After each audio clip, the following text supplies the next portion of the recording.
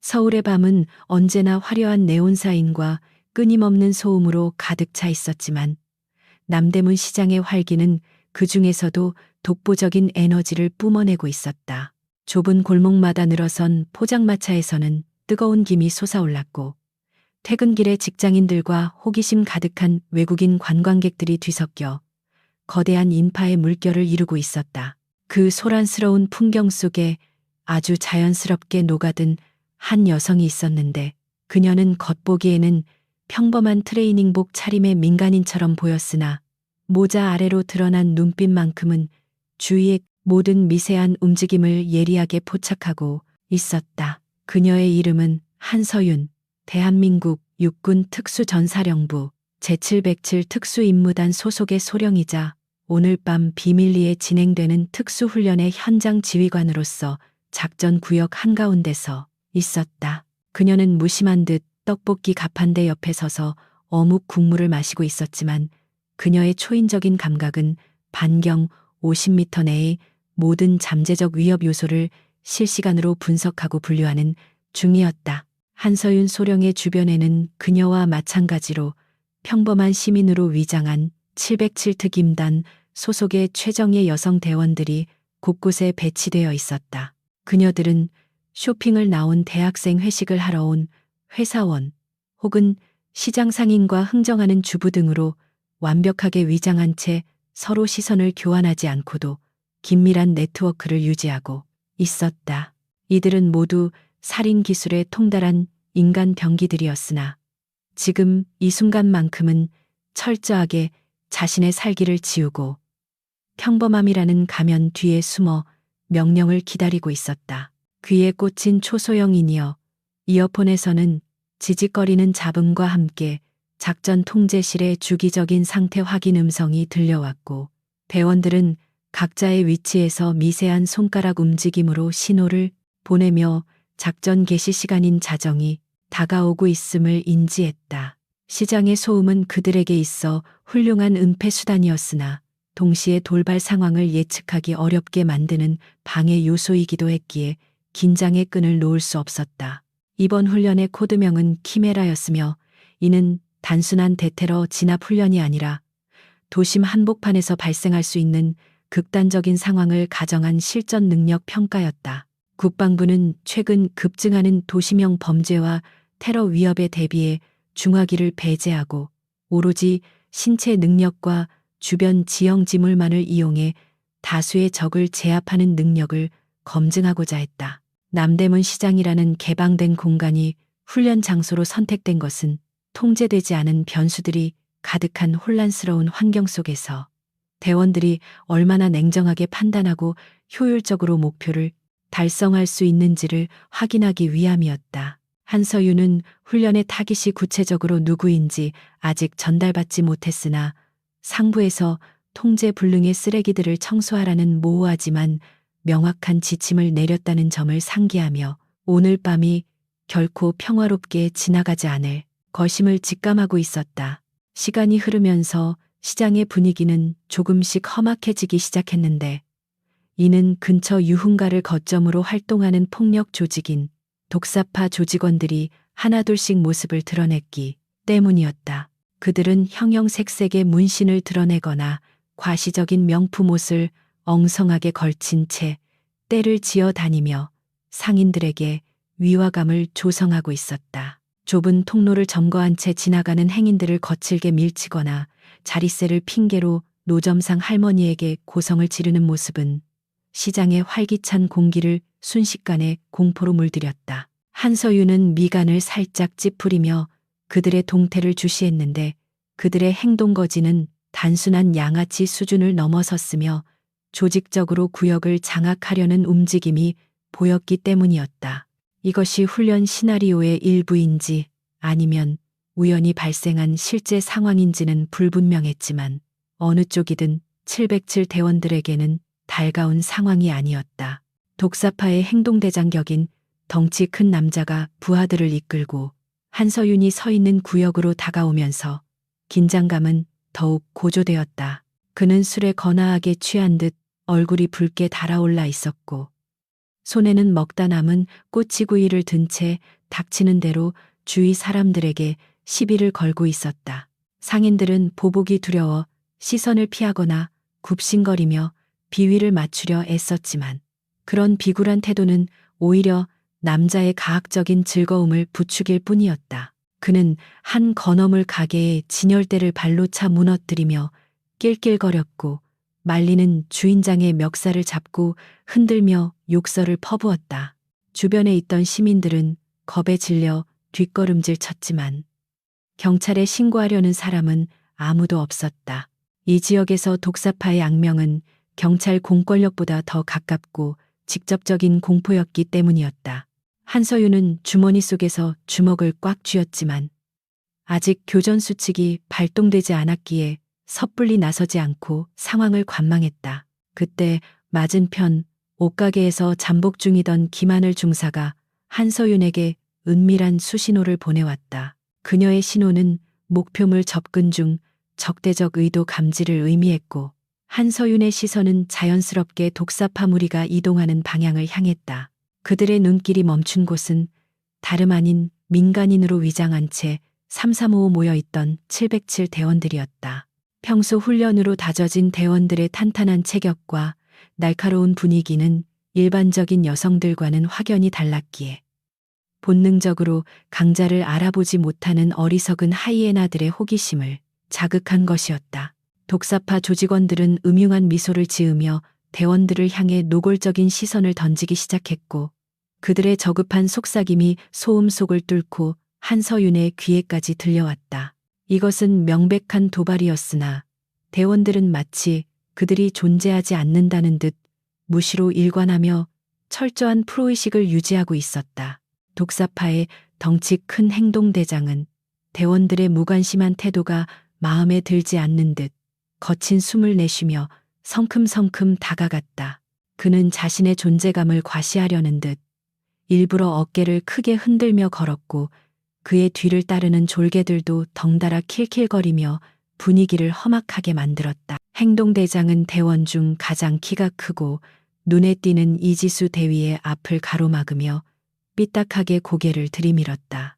이지수 대위는 미동도 하지 않고 정면을 응시하고 있었지만 그녀의 전신 근육은 이미 폭발적인 반격을 가할 준비를 마친 상태였다.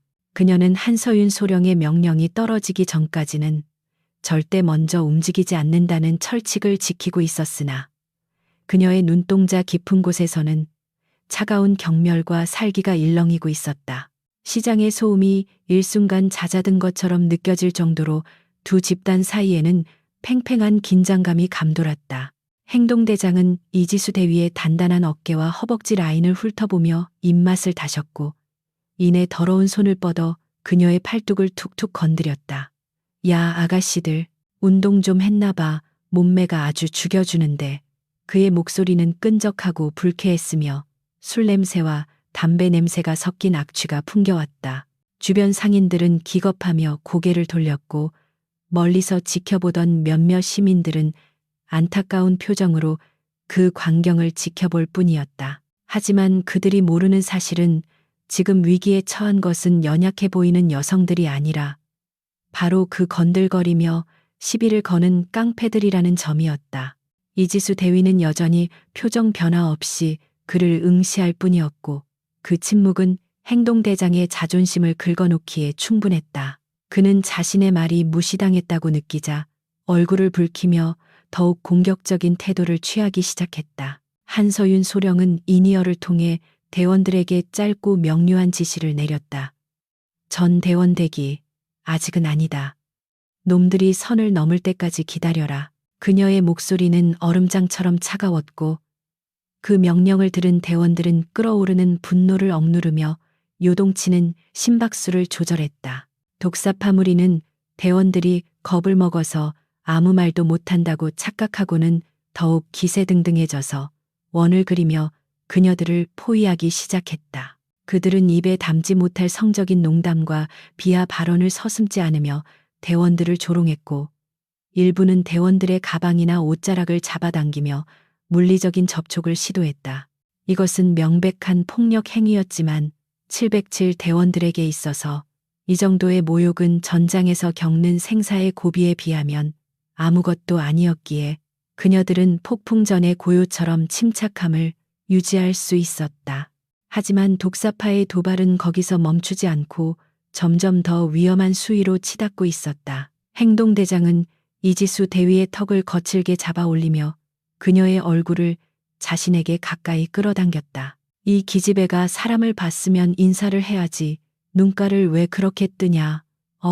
그의 손가락이 그녀의 피부를 파고들었고 그 순간 이지수 대위의 눈빛이 날카롭게 빛났다. 그녀는 아주 미세한 움직임으로 무게중심을 이동시키며 상대의 관절을 꺾어버릴 각도를 계산했지만 마지막 순간에 한서윤의 대기 명령을 떠올리며 멈췄다.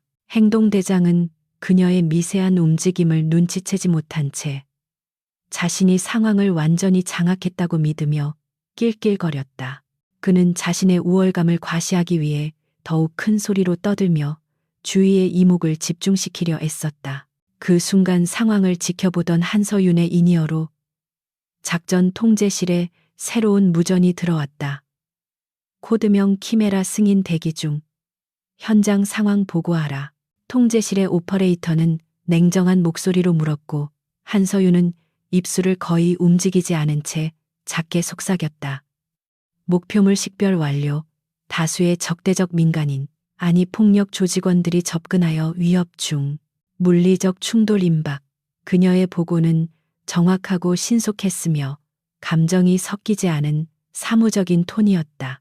통제실에서는 잠시 침묵이 흘렀고 그 짧은 시간 동안 독사파 조직원들은 대원들의 몸을 툭툭 치며 노골적으로 희롱하기 시작했다. 한서윤은 시계를 흘끗 보았고 시침과 분침이 정확히 자정을 가리키기 직전임을 확인했다. 이제 곧 훈련이라는 명목하에 억눌려왔던 모든 제약이 풀릴 시간이었다. 독사파 행동대장은 이지수 대위가 아무런 반응을 보이지 않자 재미가 없다는 듯 인상을 찌푸리며 그녀의 어깨를 강하게 밀쳤다. 아, 진짜 재미없네. 야, 너희들 벙어리냐. 아니면 어디서 몸이라도 팔다 왔어. 그의 입에서 나온 말은 대원들의 인내심을 시험하는 최후의 트리거였다. 주변에 있던 다른 대원들의 주먹이 하얗게 질릴 정도로 꽉 쥐어졌고 공기는 팽팽하게 당겨진 활시위처럼 터질 듯한 긴장감으로 가득 찼다. 행동대장은 자신의 말이 얼마나 치명적인 실수였는지 깨닫지 못한 채 비열한 웃음을 흘리며 주위를 둘러보았다. 그는 자신이 이 구역의 왕이며 이 여자들은 그저 자신의 유흥거리에 불과하다고 믿고 있었다. 그러나 그는 자신이 지금 사자의 코털을 건드리고 있다는 사실을, 그리고 그 사자가 단지 사냥 개시 신호를 기다리고 있을 뿐이라는 사실을 꿈에도 모르고 있었다. 바로 그때 행동대장의 뒤편에서 또 다른 조직원이 낄낄거하며 한서윤 쪽을 가리켰다. 형님, 저기 저 여자도 일행 같은데 눈매가 아주 매서운 게 보통이 아닌데요. 그들의 시선이 일제히 한서윤에게 쏠렸다. 한서윤은 천천히 어묵꼬치를 내려놓고 종이컵을 구겨 쓰레기통에 던져 넣었다. 그녀의 동작은 느긋해 보였지만 그 안에는 설명할 수 없는 위압감이 서려 있었다. 그녀는 천천히 걸음을 옮겨 독사파 무리 쪽으로 다가갔고 그 걸음걸이에는 한치의 망설임도 없었다. 행동대장은 새로운 먹잇감이 제 발로 걸어오자 흥미롭다는 표정으로 그녀를 맞이했다. 호, 언니는 좀 놀 줄 아나 보네. 거기 서서 구경만 하지 말고 이리 와서 오빠랑 술이나 한잔하지. 그의 말에 부하들이 왁자지껄하게 웃음을 터뜨렸다. 한서윤은 그들의 웃음소리를 배경음악 삼아 행동대장의 코앞까지 다가가 멈춰섰다. 그녀는 고개를 들어 그를 똑바로 응시했는데 그 눈빛은 너무나도 차갑고 깊어서 행동대장은 순간적으로 등골이 오싹해지는 것을 느꼈다. 그것은 인간의 눈빛이라기보다는 목표물을 응시하는 맹금류의 그것과 같았다. 한서윤은 낮은 목소리로 그러나 분명하게 말했다. 갈 길 가라. 인생 종치기 싫으면. 그녀의 경고는 단순했지만 그 안에 담긴 무게감은 실로 엄청난 것이어서 잠시 좌중을 압도했다. 하지만 행동대장은 곧바로 자존심을 회복하려 애쓰며 얼굴을 일그러뜨렸다. 그는 여자가 감히 자신에게 명령조로 말했다는 사실을 견딜 수 없었다. 인연이 미쳤나, 여기가 어디라고 훈계질이야. 행동대장은 위협적으로 한서윤의 어깨를 잡아채며 소리쳤다. 그의 손이 그녀의 몸에 닿는 순간 한서윤의 근육은 강철처럼 단단하게 굳어졌다가 순식간에 이완되었다. 야, 너 지금 뭐 하는 거야? 몸이 아주 돌덩이네. 너 뭐 운동하냐? 그는 비아냥거리며 그녀의 단단한 어깨와 팔을 툭툭 쳤다. 그리고 이내 문제의 그 발언을 내뱉었다. 몸이 아주 좋네. 이 개 같은 년아, 너 무슨 군인이라도 되냐? 그의 말이 끝남과 동시에 한서윤의 인이어에서 날카로운 기계음과 함께 통제실의 명령이 떨어졌다. 자정 정각, 훈련 개시, 코드명 키메라 발동, 제한 없음. 반복한다. 무력 사용 제한 없음. 그 명령은 마치 사형 선고와도 같았다. 한서윤의 입가에 아주 희미한 그러나 섬뜩한 미소가 번졌다. 그녀는 행동대장의 손목을 천천히 내려다보며 마치 오물을 보듯 경멸 어린 시선을 보냈다. 그래, 맞췄어. 그녀의 목소리는 이제 더 이상 민간인의 것이 아니었다. 그것은 전장의 지휘관이 내뱉는 선전포고였다. 주변의 대원들 역시 동시에 자세를 바꾸며 살기를 드러내기 시작했다. 시장의 소음은 여전했지만 독사파 조직원들은 갑자기 공기가 무거워진 것을 느끼며 본능적인 공포를 감지했다. 하지만 이미 늦었다.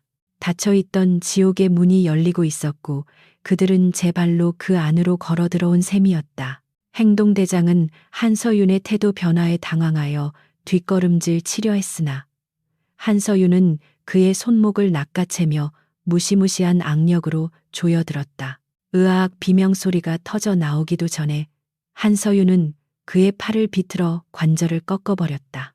군인 맞는데 어쩔래.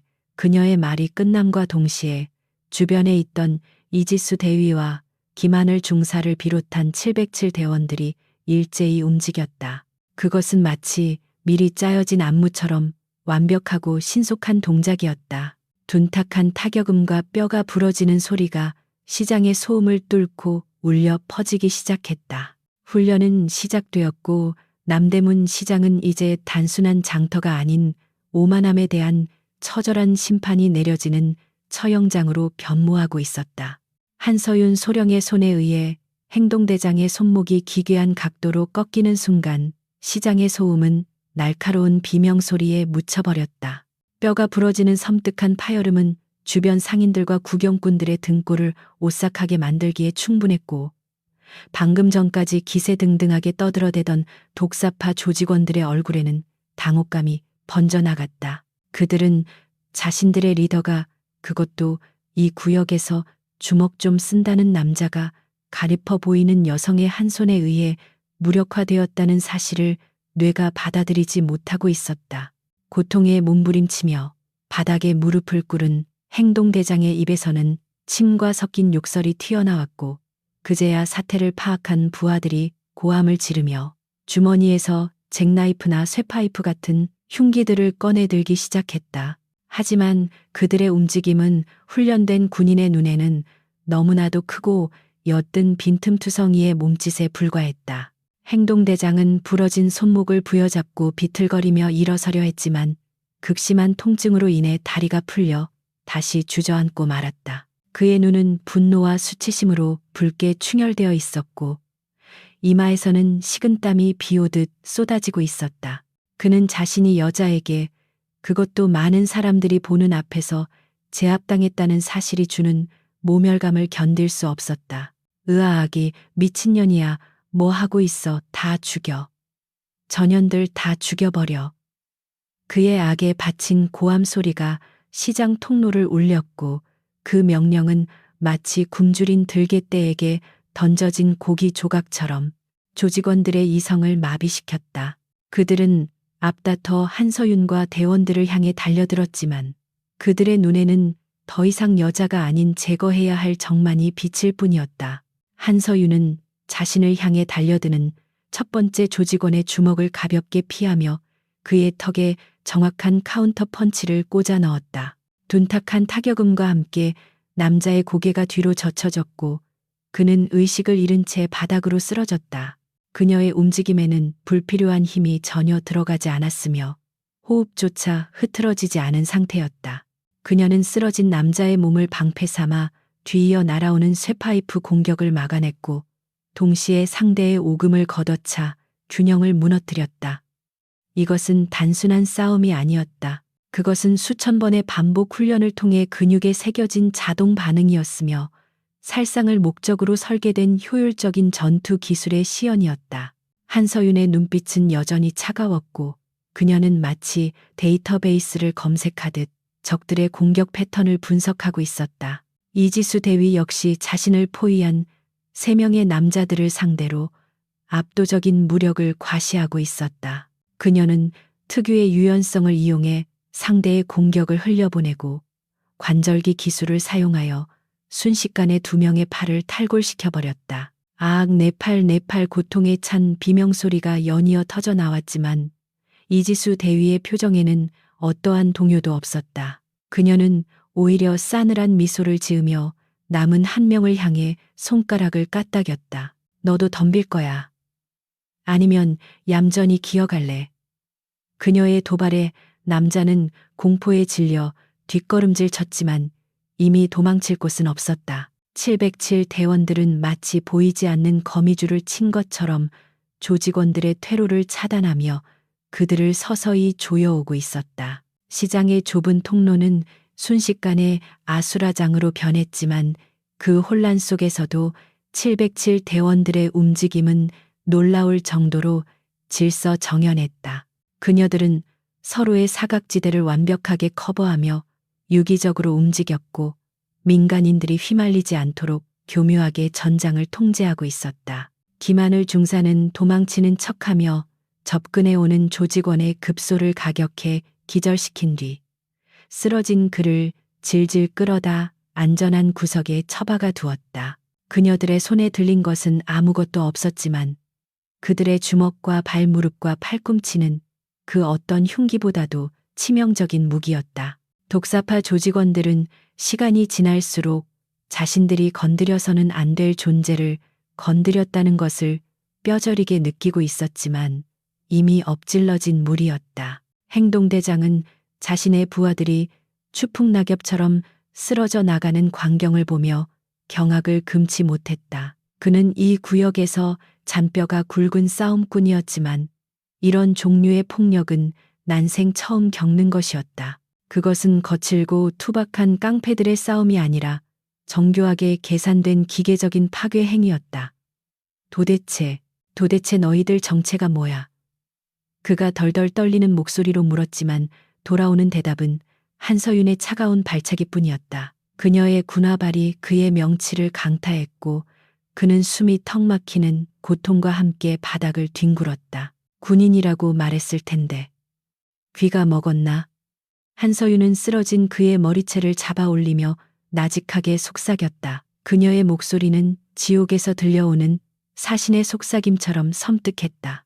하지만 독사파의 끈질김은 예상보다 질겼다. 바닥을 기던 행동대장은 품속에서 휴대전화를 꺼내 단축 번호를 눌렀고 핏발선 눈으로 소리쳤다. 형님 접니다.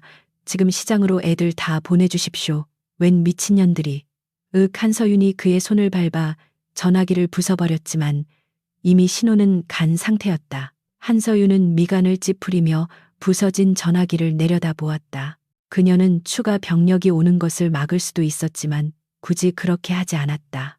훈련의 목적은 다수의 적을 제압하는 것이었고 쥐새끼 몇 마리보다는 쥐떼를 한꺼번에 소탕하는 것이 훨씬 효율적이었기 때문이었다. 그녀는 오히려 이 상황을 즐기기로 마음먹은 듯 이니어를 통해 통제실에 보고했다. 적의 증원 요청 확인. 예상 규모 50명 이상. 작전 구역 확대 요청.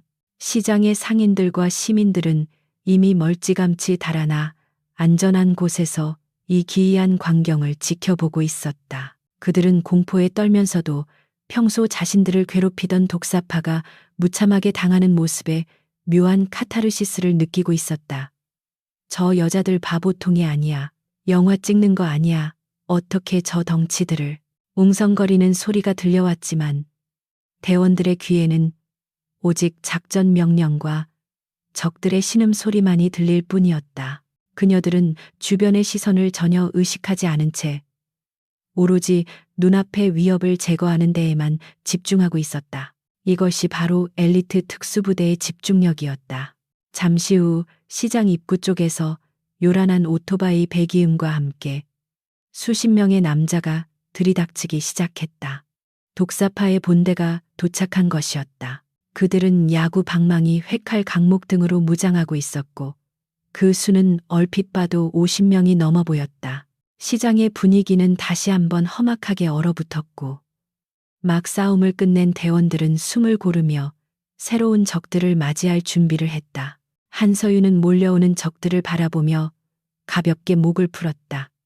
이제야 좀 훈련다워지겠군. 그녀의 말에 이지수 대위가 피식 웃으며 대답했다. 몸 좀 풀리려고 하는데 잘 됐습니다. 이번에는 좀 더 화끈하게 가도 되겠습니까? 한서윤은 고개를 끄덕이며 짧게 답했다. 허가한다. 독사파의 두목으로 보이는 중년 남성이 오토바이에서 내려 상황을 훑어보았다.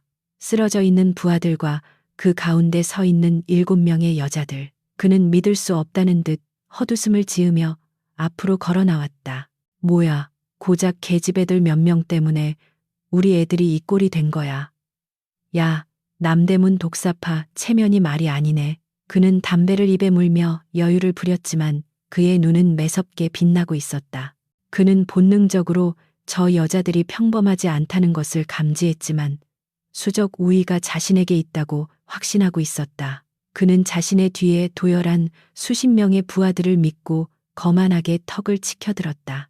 야, 다리가 후들거려서 서 있기도 힘들지.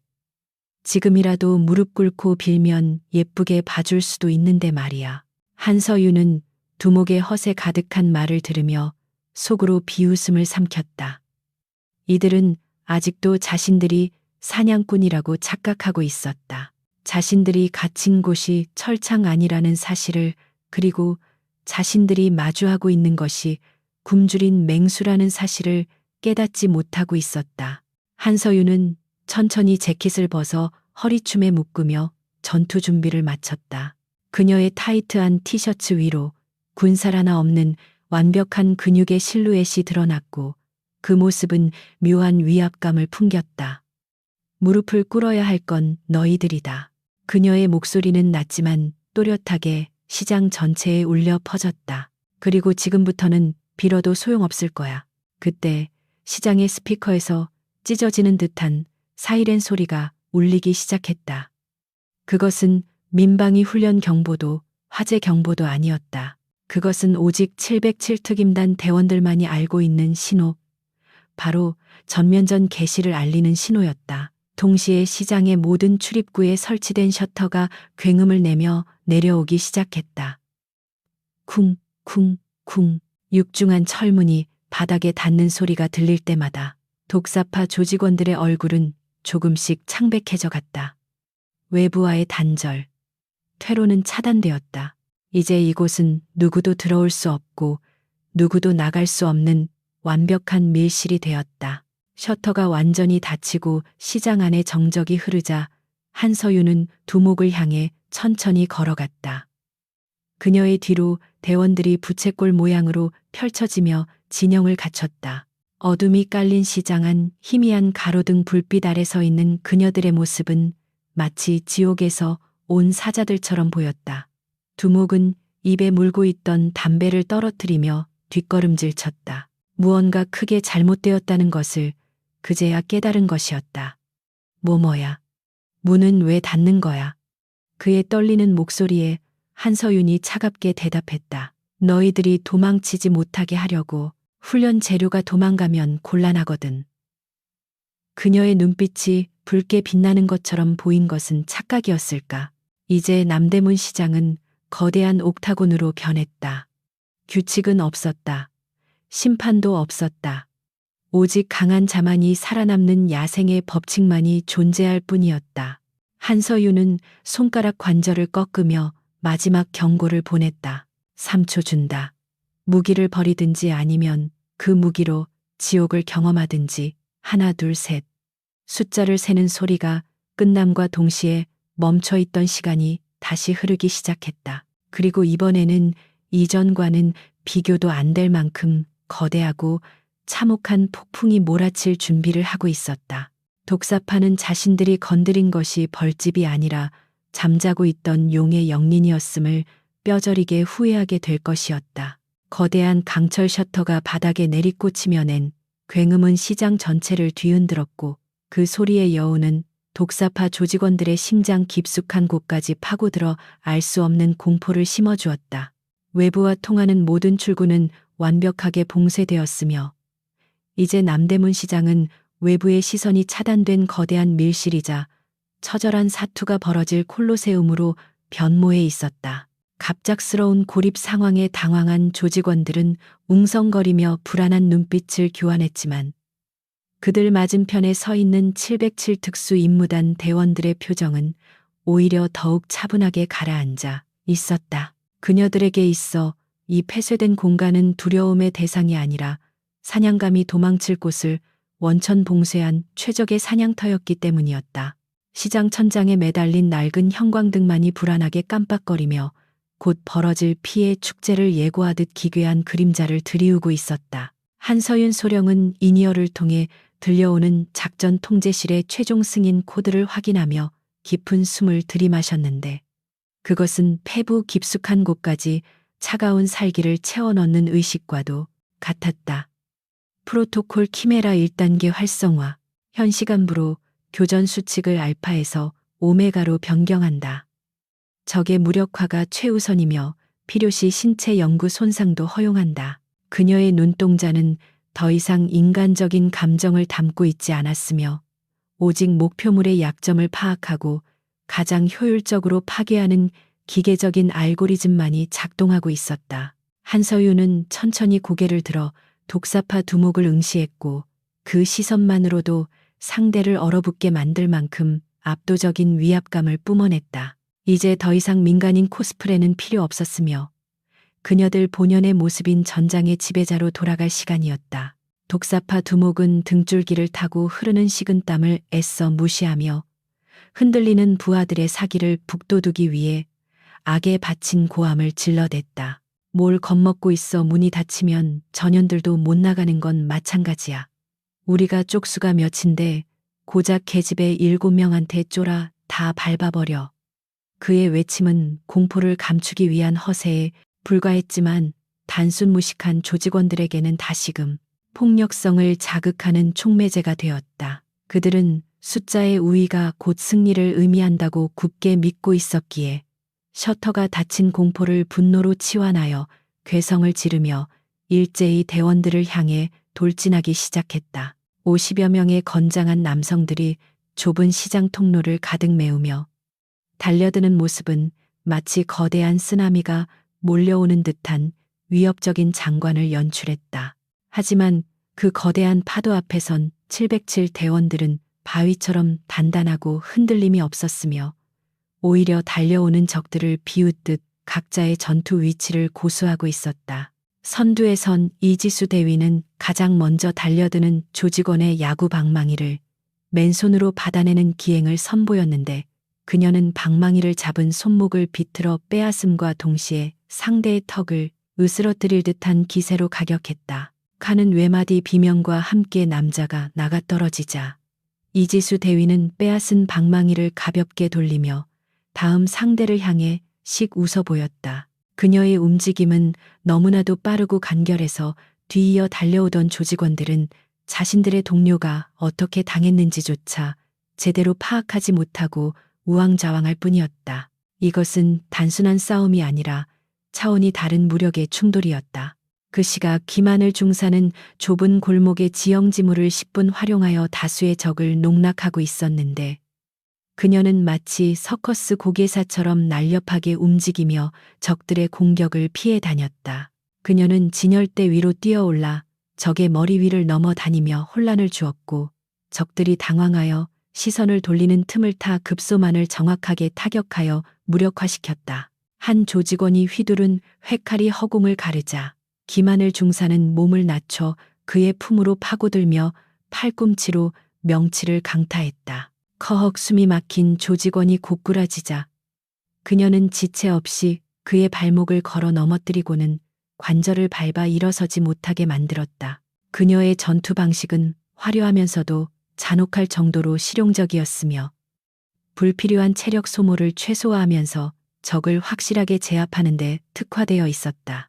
한서윤 소령은 전장의 한가운데에 서서 몰려드는 적들을 마치 춤을 추듯 우아하고 치명적인 동작으로 요리하고 있었다. 그녀는 상대의 힘을 역이용하는 유술과 타격기를 적절히 섞어 사용했는데 그녀의 손끝이 닿는 곳마다 뼈가 부러지거나 근육이 파열되는 소리가 들려왔다. 덩치 큰 조직원 2명이 동시에 덤벼들었지만 한서윤은 양손으로 그들의 옷깃을 잡아채 서로의 머리를 부딪히게 만들어 순식간에 기절시켰다.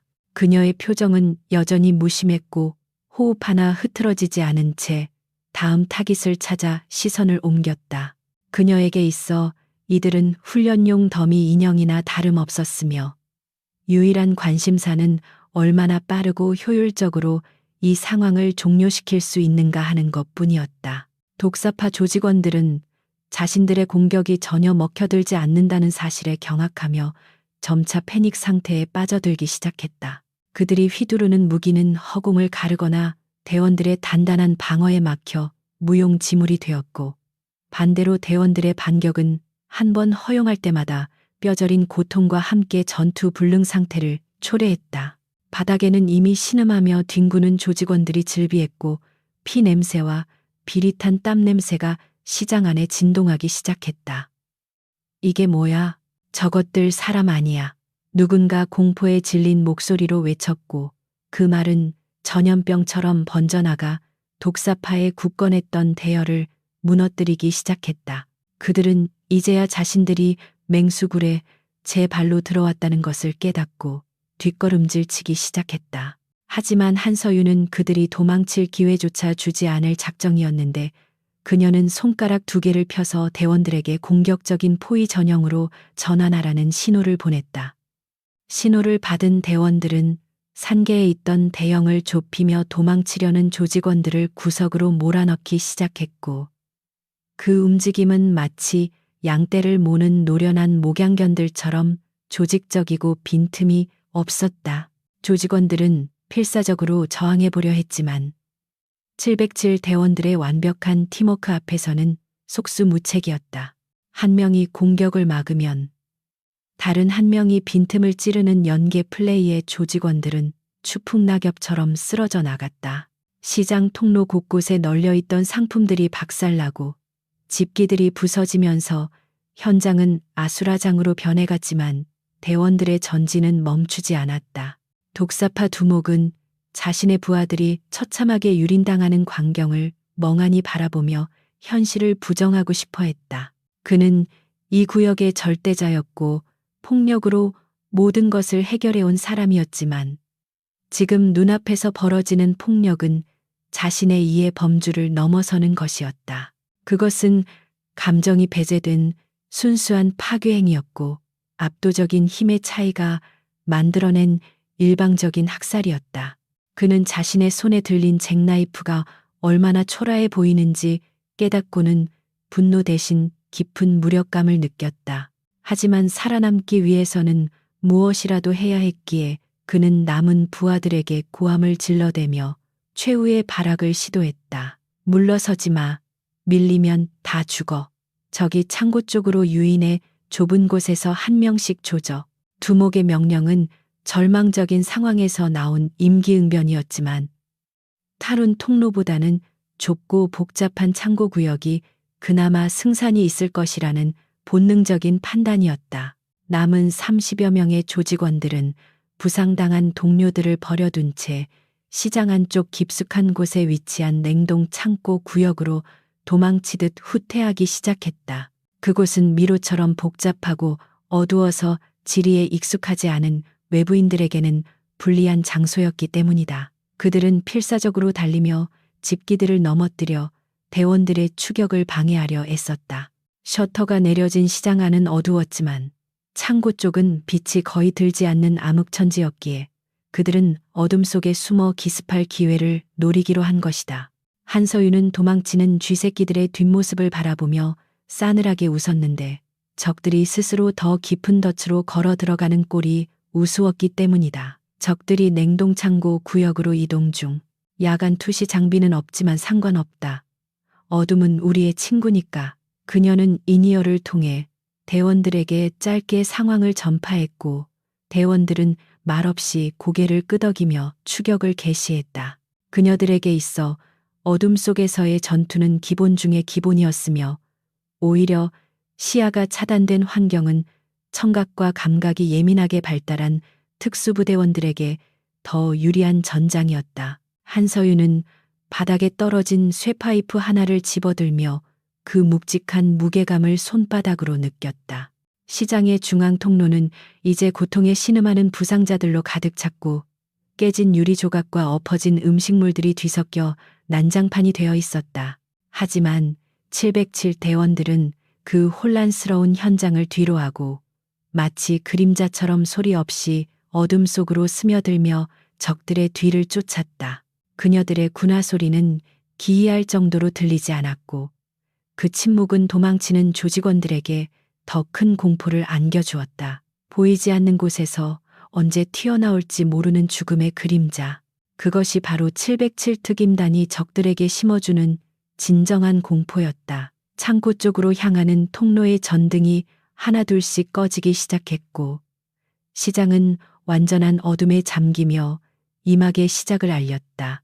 한서윤은 어둠 속에서 동공을 확장하며 주위의 미세한 소리에 집중했다. 거칠게 몰아쉬는 적들의 숨소리, 발을 끄는 소리, 덜그럭거리는 무기 소리가 선명하게 들려왔다. 그녀는 마치 먹잇감을 쫓는 표범처럼 몸을 낮추고 은밀하고 신속하게 이동했다. 자, 이제 술래잡기는 끝났다. 진짜 교육을 시작하지.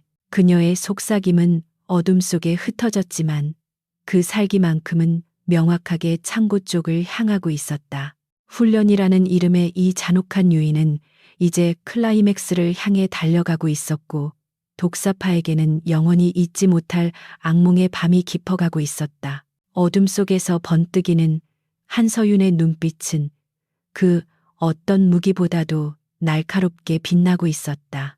남대문 시장 깊숙한 곳에 위치한 냉동창고 구역은 칠흑 같은 어둠과 살을 내는 듯한 한기로 가득 차 있었는데 그곳은 마치 외부 세계와는 완전히 단절된 별개의 차원처럼 느껴졌다. 낡은 공조기가 돌아가는 웅웅거리는 기계음만이 무겁게 깔린 정적을 방해하고 있었고 비릿한 생선 냄새와 오래된 곰팡이 냄새가 뒤섞여 숨을 쉴 때마다 폐부 깊숙이 스며들었다. 독사파 조직원들은 휴대전화 플래시나 라이터를 켜서 주위를 밝히며 불안한 눈빛으로 사방을 경계했지만 그 미약한 불빛은 오히려 거대한 어둠을 더욱 강조할 뿐이었다. 그들은 자신들이 익숙한 홈그라운드라고 생각했던 이곳이 불이 꺼지는 순간 얼마나 낯설고 공포스러운 미로로 변할 수 있는지 뼈저리게 실감하고 있었다. 그들의 거친 숨소리와 떨리는 손길은 이 어둠 속에 숨어 있는 포식자들에게 자신의 위치를 알리는 명확한 신호가 되고 있었다. 한서윤 소령은 어둠 속에 몸을 완전히 숨긴 채 고양이처럼 소리 없이 컨테이너 박스 위로 이동하여 적들의 동태를 내려다보고 있었다. 그녀의 눈은 이미 어둠에 완벽하게 적응하여 희미한 윤곽만으로도 적의 수와 무장 상태, 심지어 심리 상태까지 파악할 수 있었다. 그녀는 호흡을 극도로 억제하여 심박수를 낮추었고 전신의 근육을 이완시켜 언제든지 폭발적인 움직임을 만들어낼 준비를 마쳤다. 그녀의 시야에 들어온 적들은 공포에 질려 서로 뭉쳐 있었는데 이는 방어에는 유리할지 몰라도 기습적인 타격과 혼란을 유도하기에는 더할 나위 없이 좋은 표적이었다. 한서윤은 허리춤에 차고 있던 전술 단검 대신 바닥에서 주워든 날카로운 쇠갈고리를 손에 쥐며 차가운 미소를 지었다. 가장 먼저 희생양이 된 것은 무리의 맨 뒤에서 벌벌 떨며 주위를 두리번거리던 막내 조직원이었다. 어둠 속에서 불쑥 튀어나온 검은 그림자가 그의 입을 틀어막음과 동시에 목덜미를 강하게 가격하여 소리 지를 틈도 주지 않고 기절시켰다. 털썩하는 작은 소리가 났지만 앞서 가던 동료들은 자신들의 발소리와 거친 숨소리에 묻혀 그 사실을 눈치채지 못했다. 한서윤은 기절한 조직원을 소리 없이 바닥에 눕혀놓고는 곧바로 다음 타깃을 향해 그림자처럼 이동했다. 그녀의 움직임은 물 흐르듯 유연했고 그 과정에서 발생하는 소음은 제로에 가까웠다. 이것은 707 특임단이 자랑하는 침투 및 암살 기술의 정수였으며 그녀는 이 기술을 통해 적의 수를 하나씩 줄여나가는 가지치기 작업을 수행하고 있었다.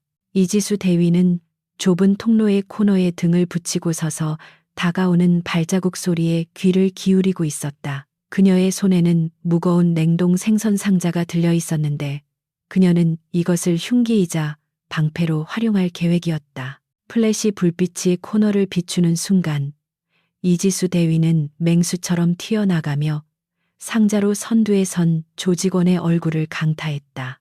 억하는 비명과 함께 남자가 뒤로 넘어지자 그녀는 지체 없이 파고들어 팔꿈치로 그의 관절을 찍어 눌렀다. 뒤따르던 조직원들이 당황하여 쇠파이프를 휘둘렀지만 좁은 통로 탓에 서로의 몸에 걸려 제대로 된 공격을 하지 못했다. 이지수 대위는 그 틈을 놓치지 않고 낮은 자세로 회전하며 다리를 걸어 그들을 한꺼번에 넘어뜨렸다. 어둠 속에서 벌어지는 근접 격투, 즉 CQC, Close Quarters, 컴뱃 상황에서 707 대원들의 능력은 빛을 발했다. 김하늘 중사는 높은 선반 위에서 뛰어내리며 적의 어깨를 딛고 착지함과 동시에 허벅지 힘으로 목을 조르는 트라이앵글 초크 기술을 시전했다. 건장한 성인 남성조차 그녀의 다리 힘을 당해낼 수는 없었고 그는 컥컥거리며 흰자위를 보이다가 이내 축 늘어졌다. 김하늘 중사는 기절한 남자를 방패 삼아 다른 조직원들의 시야를 가린 뒤 재빠르게 품속으로 파고들어 명치와 턱을 연속으로 타격했다. 그녀의 타격점은 치명적이지는 않으나 극심한 고통과 함께 신체 마비를 일으키는 급소들이었기에 맞은 자들은 비명조차 지르지 못하고 바닥을 뒹굴어야 했다. 조직원들은 보이지 않는 적에 대한 공포로 인해 서서히 이성을 잃어가고 있었다. 어디야, 어디 숨었어, 나와 나오란 말이야. 한 조직원이 허공에 대고 잭나이프를 마구 휘두르며 고함을 질렀지만 돌아오는 것은 자신의 목소리가 울리는 메아리뿐이었다. 바로 그 순간 그의 뒤에서 차가운 손길이 느껴졌고 그는 소름 끼치는 전율과 함께 자신의 팔이 뒤로 꺾이는 것을 느꼈다. 여기 있다. 귓가에 들리는 나직한 목소리와 함께 우두둑하는 뼛소리가 났고 그는 고통에 찬 비명을 지르며 무너져 내렸다. 대원들은 적들의 공포심을 극대화하기 위해 일부러 모습을 드러내지 않고 청각적인 자극과 기습적인 타격을 반복하며 심리적인 압박을 가하고 있었다. 혼란이 가중되자 조직원들 사이에서는 오인 공격까지 발생하기 시작했다. 누군가 그림자를 보고 놀라 쇠파이프를 휘둘렀는데 그것이 하필이면 옆에 있던 동료의 머리를 가격하고 만 것이다. 야, 이 새끼야. 나야 눈 똑바로 안 뜨냐. 서로 욕설을 퍼붓고 멱살을 잡는 추태가 벌어졌고 그들의 결속력은 모래성처럼 무너져 내렸다. 한서윤 소령은 높은 곳에서 그 광경을 지켜보며 냉소적인 웃음을 흘렸다. 적들의 자멸은 작전의 효율을 높여주는 훌륭한 요소였기에 그녀는 굳이 개입하지 않고 그들이 스스로 체력을 소진할 때까지 기다렸다. 어둠은 준비된 자에게는 최고의 무기였지만 준비되지 않은 자에게는 최악의 재앙이라는 사실이 여실히 증명되고 있었다. 시간이 지날수록 창고 안은 신음소리와 거친 숨소리로 가득 찼고 바닥에는 제압당한 조직원들이 즐비하게 늘어서게 되었다. 하지만 아직 독사파의 핵심 전력과 두목은 창고 가장 깊숙한 곳에 숨어 저항을 계속하고 있었다. 그들은 지게차와 적재된 물건들로 바리케이드를 치고 농성할 준비를 하고 있었는데 이는 그들이 할 수 있는 최선이자 최악의 선택이었다. 고립된 공간에서의 농성은 707 대원들에게 포위 선멸이라는 가장 손쉬운 전술을 사용할 기회를 주는 꼴이었기 때문이다. 한서윤 소령은 대원들에게 수신호를 보내 포위망을 좁히라고 지시했고 대원들은 소리 없이 바리케이드 주변으로 접근하여 공격 위치를 선점했다. 이지수 대위는 바닥에 떨어진 굵은 쇠사슬을 주워 손에 감으며 바리케이드 뒤에 숨은 적들을 향해 걸어갔다. 그녀가 발을 내디딜 때마다 쇠사슬이 바닥에 끌리는 쇳소리가 적막한 창고 안에 울려 퍼졌는데 그 소리는 마치 저승사자가 쇠사슬을 끌고 오는 듯한 공포감을 조성했다. 야, 거기 숨어 있는 거 다 안다. 새 셀 때까지 나오면 살려는 드릴게. 그녀의 도발에 바리케이드 뒤에서 누군가 빈 병을 던졌지만 이지수 대위는 고개만 살짝 까딱하여 피하고는 피식 웃었다. 대답이 없네. 그럼 들어간다. 그녀는 도움닫기를 하여 바리케이드 위로 뛰어올랐고 공중에서 쇠사슬을 채찍처럼 휘둘러 숨어있던 적들의 무기를 쳐냈다. 동시에 반대편에서는 김하늘 중사가 적재된 상자를 무너뜨려 적들을 덮치게 만들었다. 와르르 쏟아지는 상자 더미에 깔린 조직원들이 허우적거리는 사이 그녀는 날렵하게 그들 사이를 누비며 급소를 타격했다. 창고 안은 순식간에 난장판이 되었고 조직원들은 어디서 공격이 날아올지 몰라 등을 맞대고 방어 태세를 취하려 했지만 역부족이었다.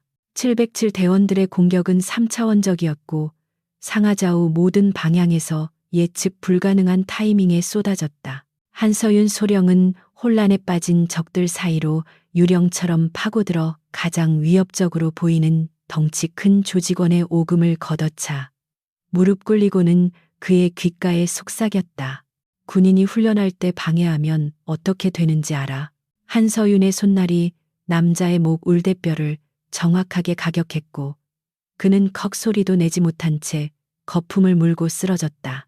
그녀는 쓰러지는 남자의 몸을 밟고 도약하여 뒤에서 칼을 들고 달려들던 또 다른 조직원의 턱을 돌려 차기로 날려버렸다. 그녀의 모든 동작은 군더더기 없이 깔끔했고 그 파괴력은 상상을 초월했다. 그녀는 주변에 널려있는 냉동 참치, 쇠갈고리 포장용 테이프 등 모든 것을 무기로 활용했는데 이는 특수부대 훈련 과정에서 습득한 주변 사물 활용 전술의 완벽한 적용이었다. 꽁꽁 언 참치 한 마리가 흉기가 되어 조직원의 명치를 강타하자 그는 숨이 끊어질 듯한 고통에 몸을 비틀었다.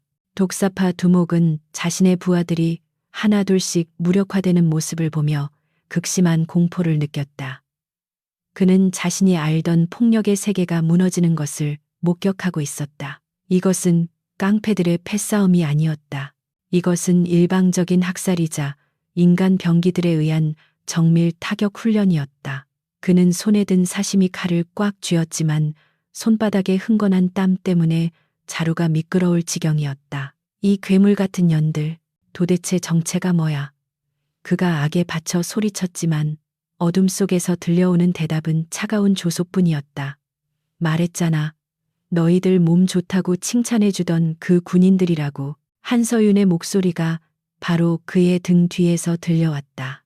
두목은 소스라치게 놀라 뒤를 돌아보며 칼을 휘둘렀지만 한서윤은 이미 그 자리에 없었다. 그녀는 그의 사각지대로 파고들어 손목을 잡고 비틀며 칼을 떨어뜨리게 만들었다. 으악 손목이 꺾이는 고통에 그가 비명을 지르자 한서윤은 그의 정강이를 걷어차 균형을 무너뜨렸다. 하지만 그녀는 그를 완전히 끝내지 않고 뒤로 밀쳐버렸다. 아직 멀었어. 네 차례는 좀 더 나중이야.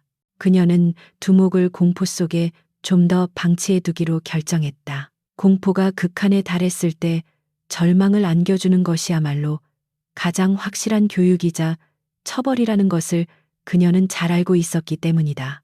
두목은 비틀거리며 어둠 속으로 도망쳤지만 그것은 단지 사형 집행이 잠시 유예된 것에 불과했다. 창고 구역의 전투는 이제 막바지에 다다르고 있었다. 50여 명에 달하던 조직원들 중 멀쩡하게 서 있는 자는 이제 10명도 채 남지 않았다. 그들마저도 전의를 상실한 채 구석에 몰려 벌벌 떨고 있었고 그들을 둘러싼 707 대원들의 눈빛은 여전히 형형하게 빛나고 있었다.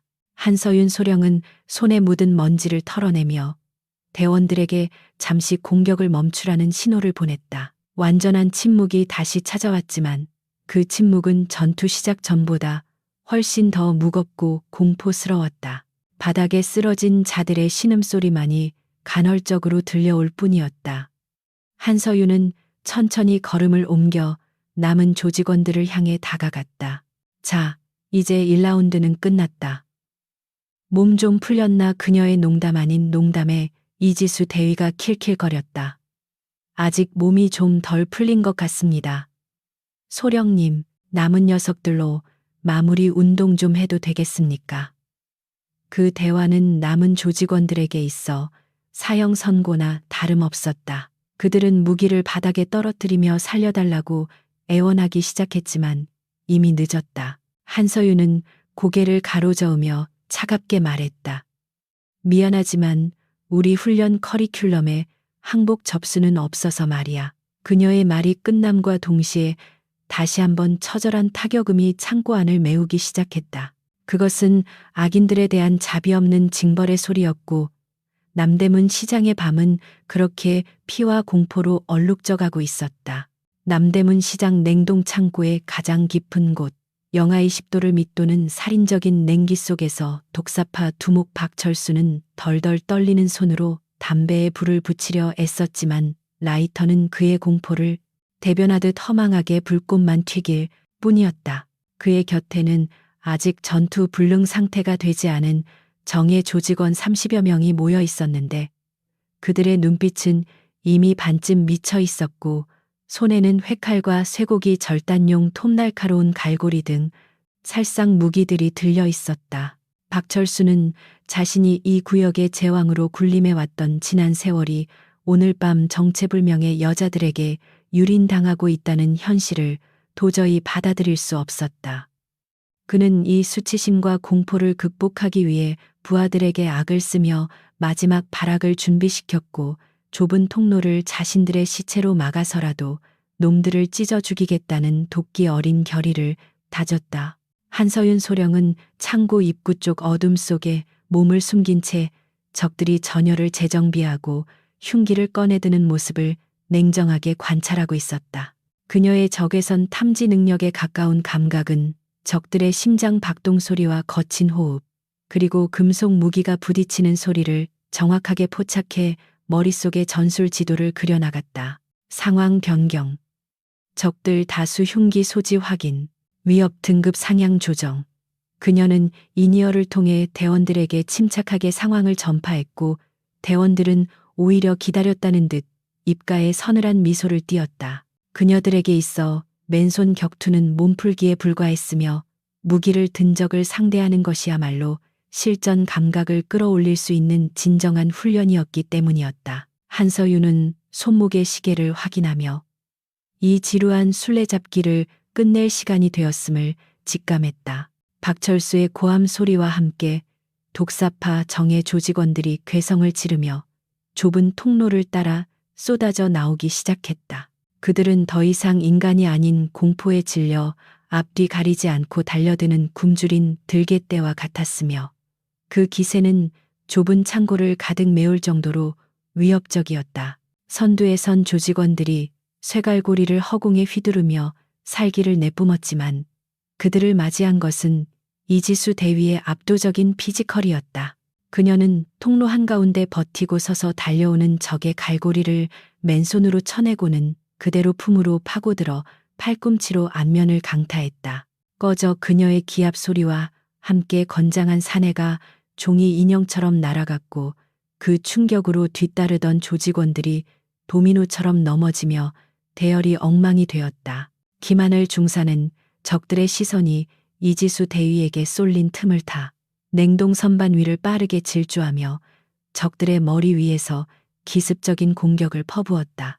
그녀는 마치 중력을 거스르는 듯한 몸놀림으로 허공에서 회전하며 날카로운 발차기로 적들의 관자놀이와 턱을 정확하게 타격했다. 무기를 든 손을 노려 뼈를 부러뜨리고 균형을 잃은 적의 등 뒤로 돌아가 목을 조르는 그녀의 기술은 예술의 경지에 가까웠다.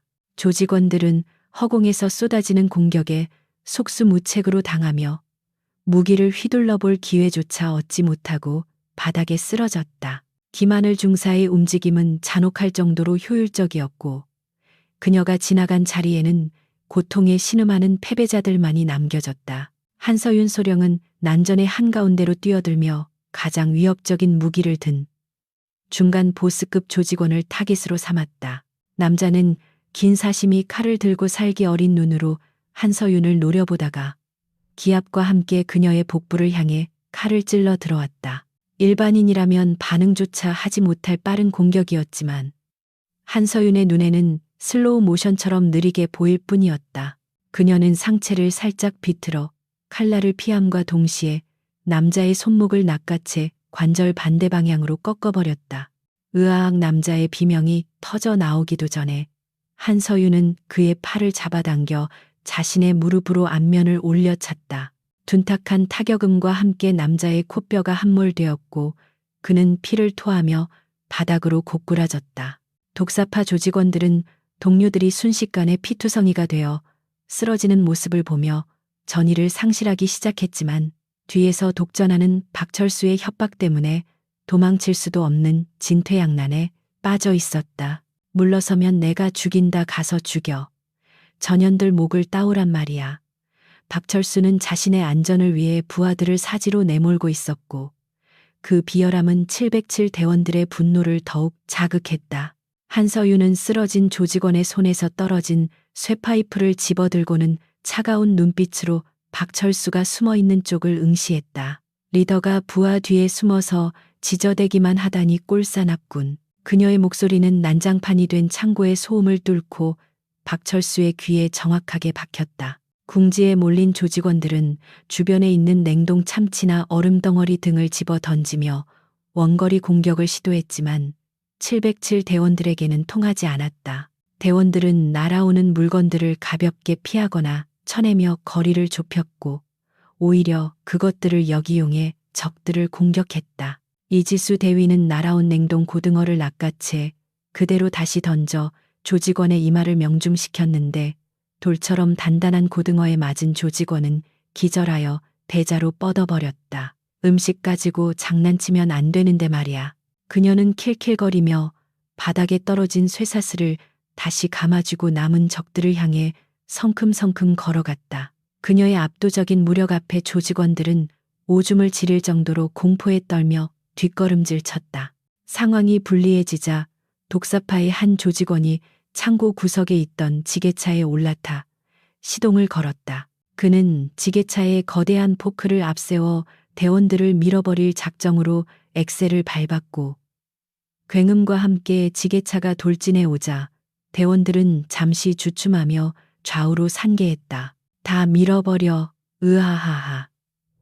지게차를 운전하는 조직원은 광기에 휩싸여 웃어댔지만 그것은 자신의 무덤을 파는 행위였다. 한서윤은 지게차가 다가오는 타이밍을 정확히 계산하여 옆으로 피한 뒤 운전석으로 뛰어올라 열려있는 창문으로 조직원의 멱살을 잡고 밖으로 끌어냈다. 그녀의 악력에 목이 졸린 조직원은 컥컥거리며 바닥으로 내동댕이 쳐졌고 주인 잃은 지게차는 벽에 처박히며 멈춰섰다. 한서윤은 바닥에 쓰러진 지게차 운전자의 명치를 밟아 기절시킨 후 대원들에게 손짓하여 포위망을 완성하도록 지시했다.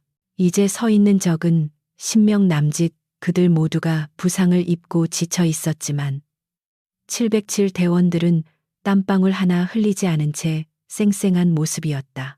이것은 단순한 체력의 차이가 아니라 극한의 훈련을 통해 다져진 신체 능력과 정신력의 격차였다. 대원들은 천천히 그리고 확실하게 적들을 구석으로 몰아넣으며 그들의 숨통을 조여갔다.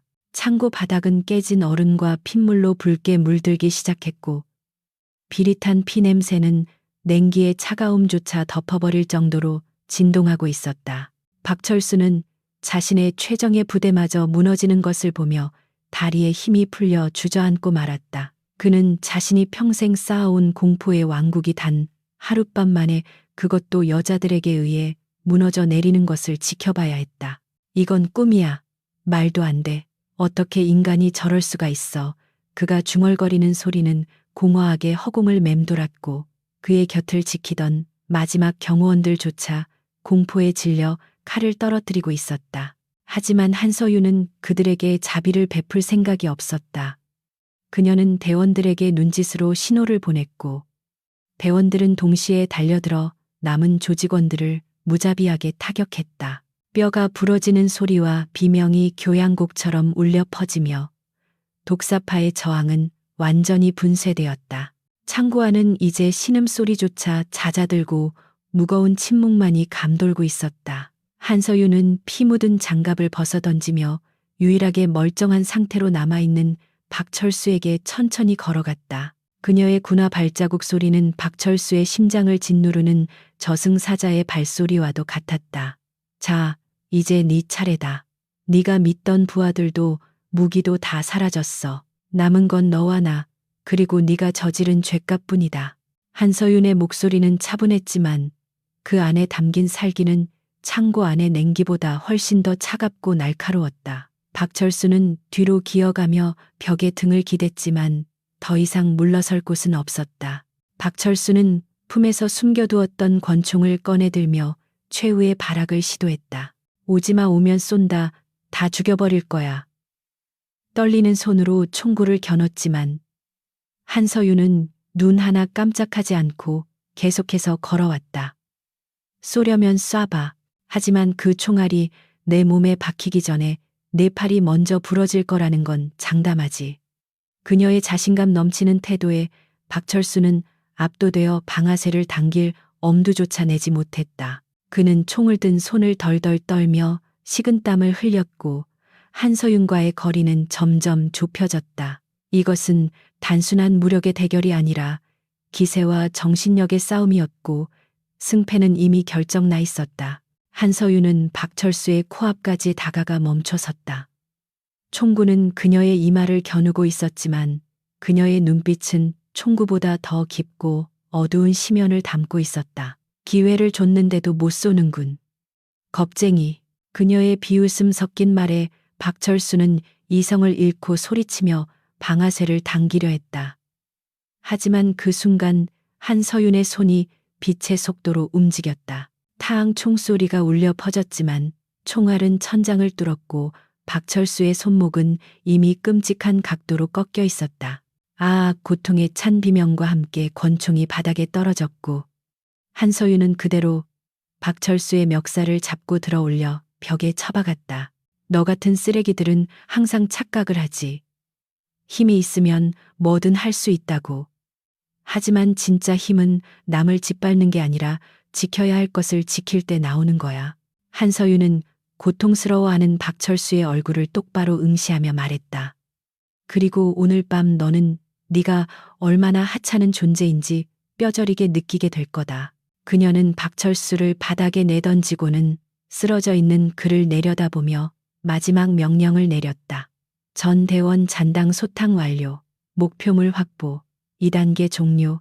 이제 청소를 시작한다.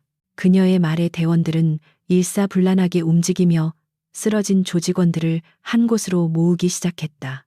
남대문 시장 냉동 창고는 이제 완벽한 심판의 장소가 되었다. 바닥을 흥건하게 적신 핏물은 조명 아래서 검붉게 빛났고 그 위로 쓰러진 수많은 범죄자들의 모습은 지옥도를 연상케 했다. 한서윤과 707 대원들은 그 참혹한 광경 속에서도 한 점의 흐트러짐 없이 서 있었으며 그녀들의 존재감은 이 공간을 완전히 지배하고 있었다. 박철수는 바닥에 엎드려 자신의 몰락을 실감하며 오열했지만 아무도 그에게 동정을 보내지 않았다. 밤은 아직 끝나지 않았고 그들에게 남은 것은 철저한 응징과 정의의 실현뿐이었다. 남대문 시장 냉동 창고의 바닥은 이제 녹아내린 얼음물과 독사파 조직원들이 흘린 선혈이 뒤섞여 비릿한 붉은 웅덩이를 이루고 있었다. 차가운 냉기 속에서도 피비린내는 지독하게 피어올라 코끝을 찔렀고 곳곳에서 들려오는 신음소리는 이곳이 현실 세계가 아닌 지옥의 한가운데임을 상기시켜 주었다. 한서윤 소령은 쓰러진 적들의 즐비한 시체, 아니 아직 숨은 붙어있는 육체들 사이를 걸으며 자신의 군화 밑창이 쩍쩍 달라붙는 것을 느꼈다. 이것은 그녀가 의도한 바는 아니었으나 적들이 자초한 결과였기에 그녀의 마음속에는 일말의 동정심도 잃지 않았다. 그녀는 오로지 작전의 완벽한 마무리를 위해 남은 위협 요소가 없는지 매의 눈으로 현장을 스캔하고 있었다. 박철수는 벽에 기댄 채 자신의 눈앞에 펼쳐진 참상을 멍하니 바라보며 공포를 넘어선 경이로움마저 느끼고 있었다. 자신이 평생을 바쳐 일궈온 조직, 그 누구도 넘볼 수 없었던 독사파의 정예병력이 단 7명의 여자들에게 도륙당해 바닥을 뒹굴고 있었다. 그것도 총이나 칼 같은 무기에 당한 것이 아니라 압도적인 신체 능력과 맨손 기술에 의해 철저하게 파괴된 것이었다. 그는 자신의 손목이 부러진 고통조차 잊은 채 피칠갑을 하고 서 있는 한서윤을 올려다보았다. 그녀의 몸에서는 붉은 아우라가 뿜어져 나오는 듯했고 그 모습은 마치 피의 바다에서 솟아오른 전쟁의 여신과도 같았다. 한서윤은 박철수의 앞으로 다가가 쭈그리고 앉아 그와 눈높이를 맞췄다. 그녀의 얼굴에는 핏방울이 튀어 있었지만 그녀는 굳이 그것을 닦아내려 하지 않았다. 아까 내 몸이 좋다고 했었지. 그래, 이 몸은 살인을 위해 만들어진 몸이야. 너희 같은 양아치들이 감히 평가할 수 있는 수준이 아니라고. 그녀의 목소리는 나직했지만 박철수의 고막을 찢어놓을 듯 날카롭게 파고들었다. 박철수는 입술을 달달 떨며 무언가 말하려 했지만 공포에 질려 목소리가 나오지 않았다. 그는 이제야 자신이 건드린 대상이 단순한 여군이 아니라 국가가 키워낸 가장 치명적인 살인 병기들이었음을 뼈저리게 깨닫고 있었다. 이지수 대위는 한쪽 구석에서 아직 의식이 남아 꿈틀거리는 조직원을 발견하고는 가차없이 군화발로 걷어차 기절시켰다. 청소는 확실하게 해야지. 나중에 딴소리 나오면 골치 아프니까. 그녀는 마치 쓰레기를 치우듯 태연한 태도로 말하며 주변을 정리하고 있었다. 다른 대원들도 각자의 구역에서 마무리를 하고 있었는데 그들의 움직임에는 지친 기색이 전혀 없었다. 오히려 억눌려 있던 야수성을 해방한 덕분인지 그녀들의 눈빛은 더욱 생기로 번뜩이고 있었다.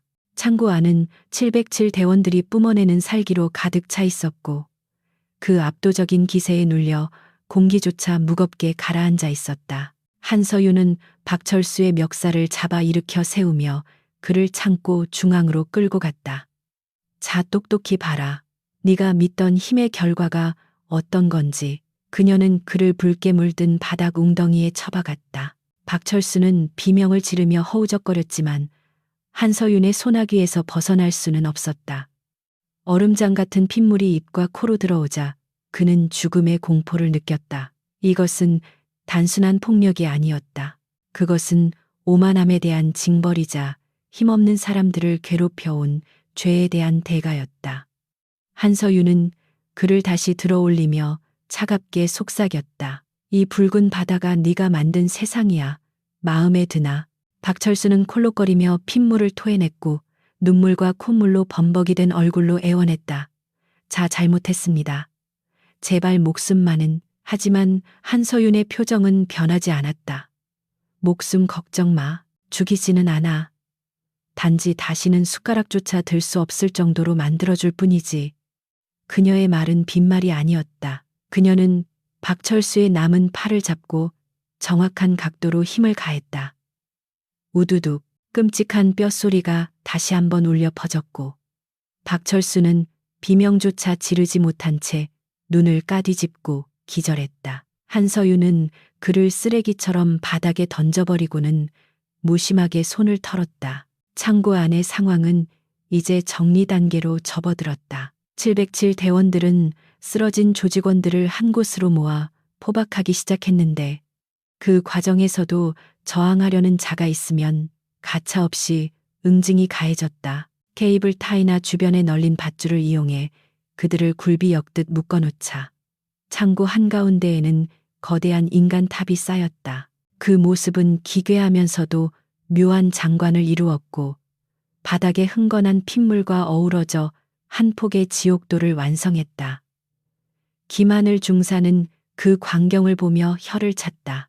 이 정도면 뉴스이면 감인데 남대문 시장의 붉은 밤 뭐 이런 제목으로 말이야. 한서윤은 이니어를 통해 작전 통제실에 상황을 보고했다. 코드명 키메라, 작전 목표 달성, 적대 세력 전원 무력화 완료. 현장 상황, 통제 불능 상태였던 범죄 조직의 완전한 괴멸. 통제실에서는 잠시 침묵이 흐르더니 이내 만족스러운 음성이 들려왔다. 수고했다 소령. 뒤처리는 지원팀에게 맡기고 철수 준비하라. 하지만 한서윤은 아직 끝내지 못한 일이 있다고 생각했다. 그녀는 창고 구석에 설치된 CCTV 카메라를 올려다보았다. 렌즈는 깨져 있었지만 녹화 장치는 어딘가에 남아있을 터였다. 그녀는 이 모든 과정을 기록으로 남겨 뒷세계 놈들에게 경고의 메시지로 남겨두고 싶었다. 대원들은 부상당한 곳은 없는지 서로의 몸 상태를 확인했다. 옷이 찢어지고 타박상을 입은 대원도 있었지만 치명적인 부상을 입은 사람은 아무도 없었다. 반면 독사파 조직원들은 전원 중상 내지는 의식 불명 상태였다. 이것이 바로 프로와 아마추어 군인과 깡패의 차이였다. 이지수 대위는 자신의 찢어진 소매를 보며 투덜거렸다. 아끼던 옷인데 이 녀석들 때문에 다 버렸네. 청구서라도 보내야 하나. 그녀의 농담에 대원들 사이에서 작은 웃음이 터져 나왔다. 피비린내 나는 현장 속에서도 그들은 여유를 잃지 않았고 그것이 그들을 더욱 무서운 존재로 보이게 만들었다. 한서윤은 창고 밖으로 나가는 철문 앞에 서서 마지막으로 현장을 뒤돌아보았다. 붉은색으로 칠해진 바닥 고통에 신음하는 범죄자들의 탑. 그리고 그 위에 서려 있는 차가운 냉기. 제목 그대로 피바다가 된 이곳은 독사파에게 있어 영원히 잊을 수 없는 공포의 성지가 될 것이었다. 그녀는 깊은 숨을 들이마시며 폐 속에 남아있는 살기를 뱉어냈다. 가자. 해 뜨기 전에 복귀해야지. 그녀의 명령에 대원들은 일제히 정렬하여 그녀의 뒤를 따랐다. 그녀들의 발걸음은 들어올 때와 마찬가지로 소리가 없었지만 그 뒷모습에서는 범접할 수 없는 위험이 느껴졌다.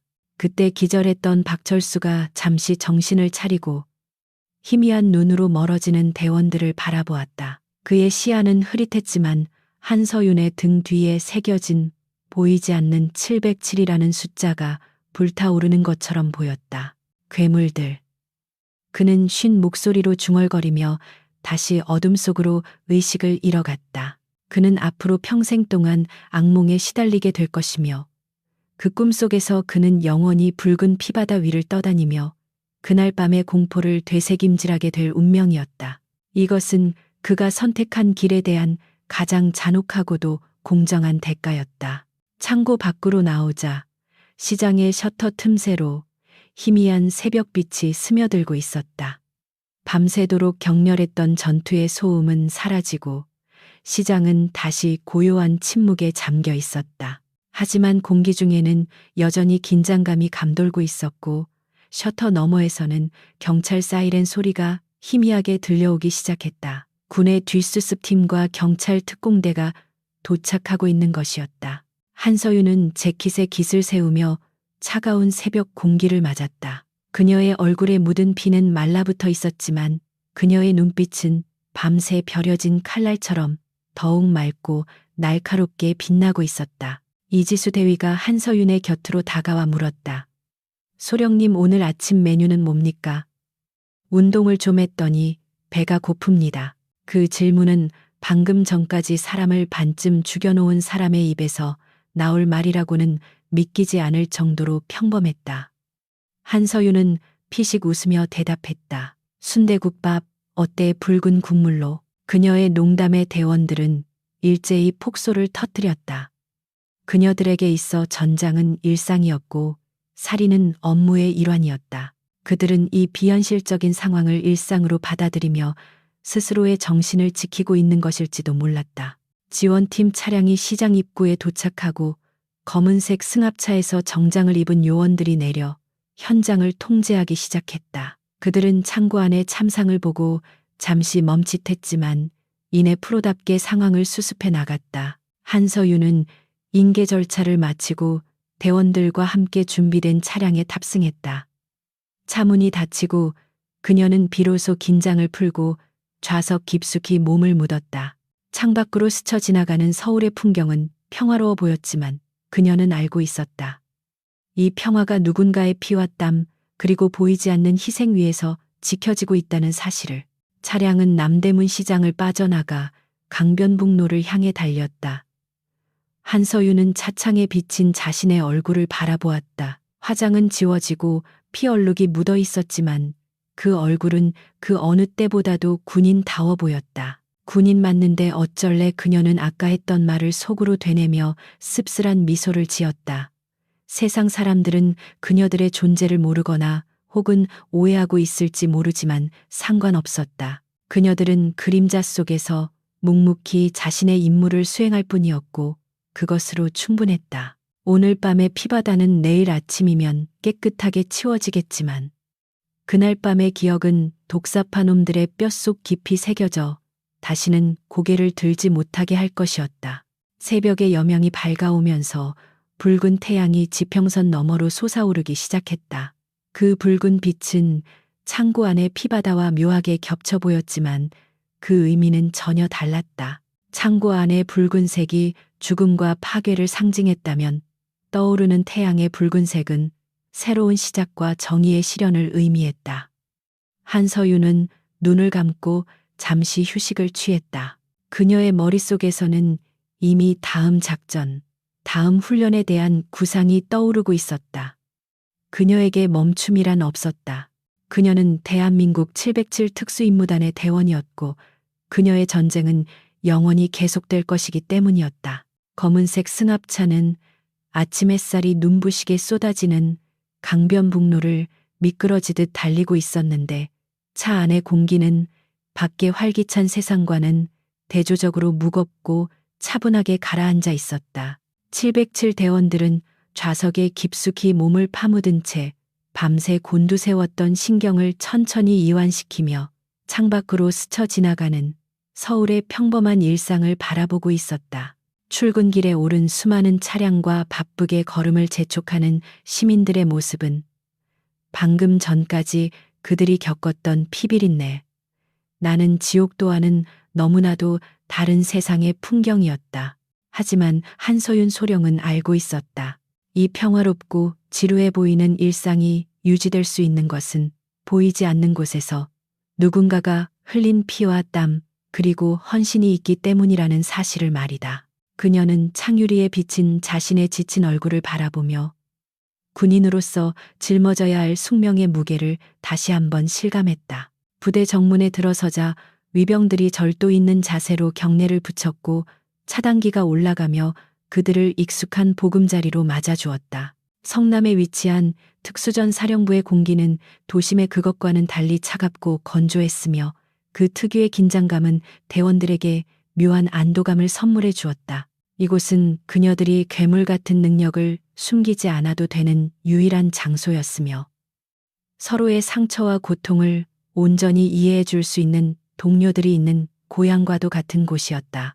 차에서 내린 대원들은 서로의 어깨를 두드려 주거나 가벼운 농담을 주고받으며 장비를 챙겼는데 그들의 얼굴에는 임무를 완수했다는 성취감과 함께 무사히 복귀했다는 안도감이 교차하고 있었다.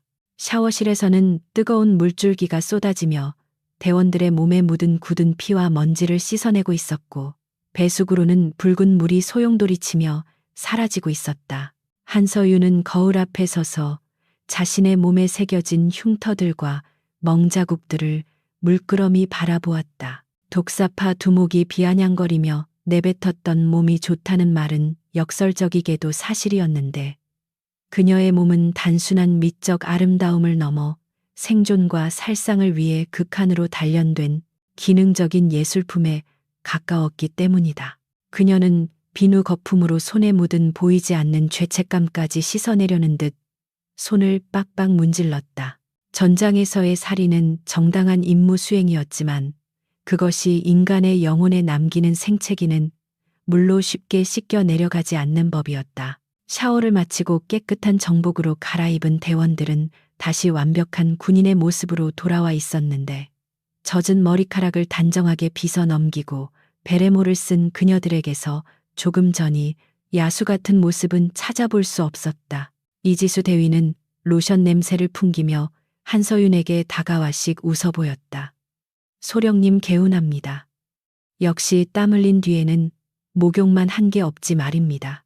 그녀의 말투는 다시 군대의 격식 있는 톤으로 돌아와 있었지만 눈빛만은 여전히 장난기로 반짝이고 있었다. 그들은 휴게실에 모여 앉아 시원한 이온 음료를 마시며 아까 있었던 전투 상황을 복기하고 서로의 무용담을 늘어놓기 시작했다. 이것은 그들만의 독특한 외상 후 스트레스 해소법이자 팀워크를 다지는 의식과도 같았다.